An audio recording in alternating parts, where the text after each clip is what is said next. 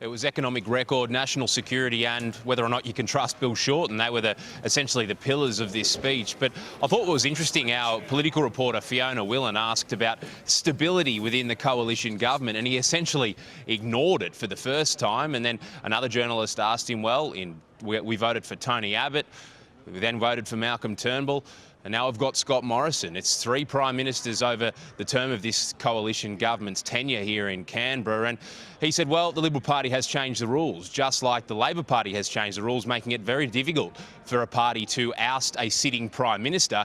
And then he turned it on his head and said, well, if you vote for me, you get me. If you vote for Bill Shorten, you get Bill Shorten. As we were speaking about earlier in the program today, Malcolm Turnbull, Liberal strategist, didn't believe that he went anywhere near enough hard enough attacking Bill Shorten's credibility and whether or not the Australian people can trust him. And it was very obvious that the Prime Minister here was tapping into what they believe is a sentiment that people simply do not like Bill Shorten and do not trust him. And by hammering that home today, I think it's very, very clear this will be about trust and it will be about risk.